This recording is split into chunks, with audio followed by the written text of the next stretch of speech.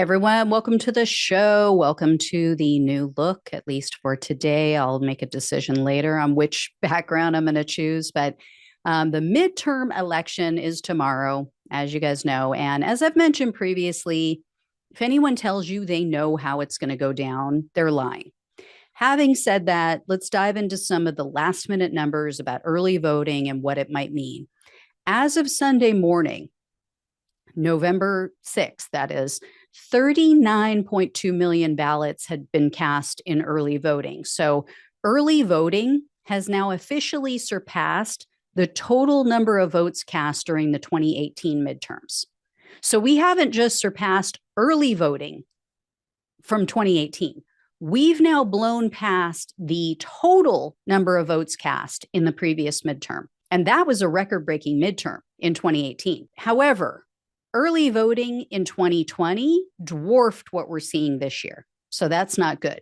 In 2020, more than 100 million ballots were cast during the early voting period. Now, there are many reasons for that. The obvious is that, more people were voting by mail because of COVID, so they just sent them in early. It was also a presidential election year, so turnout is always higher than during the midterms. And Republicans are now telling their base to vote late because for some reason they believe it's going to help prevent voter fraud. I don't know. I don't know what they're thinking. Anyway, but even in California, where all registered voters receive a ballot by mail, even without requesting one, 46% of people believe, this is according to a Berkeley ISG poll, that they don't trust that their vote will be counted if they mail it in. If they send this in by mail, they're not sure. So this is truly insanity. But, and I live in California, so I can tell you guys, they harass the crap out of us. They harass us first to make sure that we have our ballot, actually, they start before that to tell us that it's on the way. They send us all kinds of messages. Oh, your ballot's on the way. Your ballot's on the way. Then they bombard us with messages to make sure we received it. And then they notify us when the ballot has been logged into the system. And you can log in to the Secretary of State's website at any point and check the status of your ballot after you send it in. So anyway, we're seeing an uptick in some states that are highly consequential to our rights, our freedoms, free and fair elections in the future. So for example, in 2018, 4.9 million early ballots were cast in the state of Texas. As of yesterday, Texas early voting had reached 5.5 million.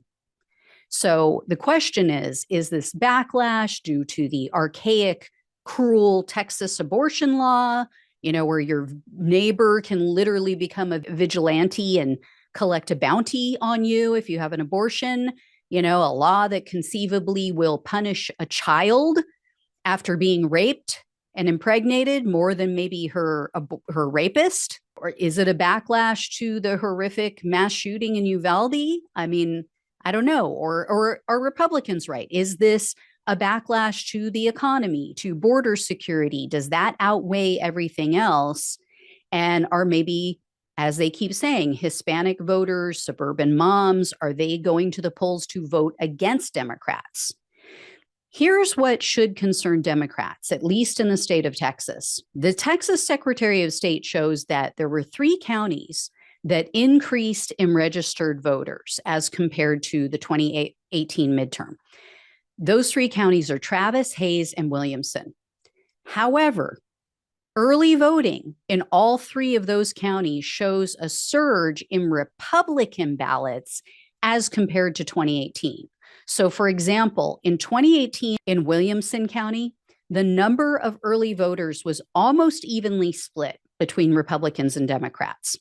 This year's early votes favor the Republicans. Only 39.3% of the early votes have been cast by Democrats as of November 5th. So more than 60% of the early returns have come from Republicans. Travis County was even worse. Democrats have only returned 36.9% of the early ballots and only 38.8% in Hays County. And keep in mind, Republicans typically vote more on the day of than early. So that's not a good sign. Georgia's overall early voting has surpassed 2018 figures, although we don't know who that favors yet. 2.5 million ballots had already been cast as of Sunday morning, as compared to 2.1 million in 2018 at the same period in time.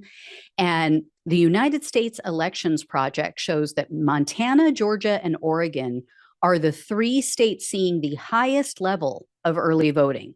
So what does it mean? What does it mean? No one knows. No one knows. But Nevada, I will say, is making me nervous. These early votes are making me nervous.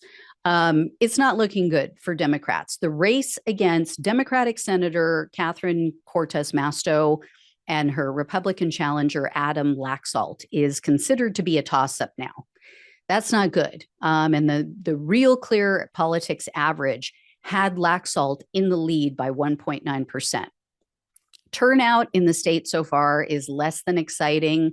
Early voting shows that Democrats have only a 1% lead. In 2018, they held a 3.4% lead over Republicans in early voting. So not a good sign. And as of Thursday of last week, only 25,000 Democrats had cast their ballots in the most Democratic county in the state, which is Clark County.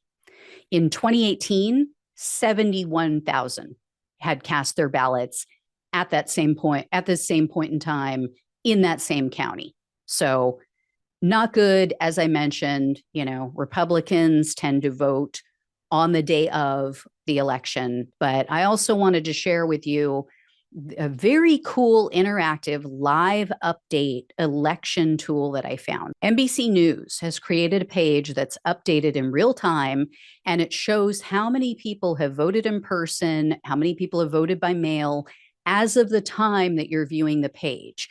And you can change the map to show a breakdown by party or age, gender, vote type, meaning did they mail it in? Did they vote in person? And then if you hover your mouse above each individual state, there's a small window that pops up, and that gives you a specific breakdown of the numbers and or the percentages, depending on which tab you're on. And then if you scroll down, you can actually see how many mail-in ballots were requested overall.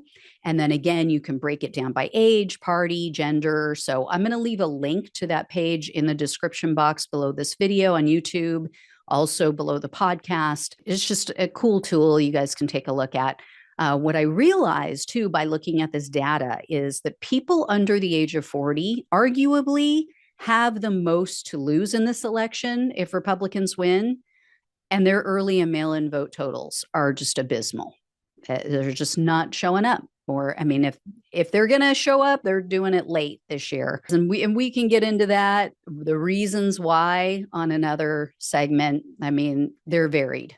It's not all their fault, You got to give them something to show up for. So thanks so much for watching and listening. Let me know what you think of the background. As I said, I'm going to have different ones throughout the week, so you guys can tell me what you like, tell me what you don't like, and give me some feedback. So take care. I will talk with you soon.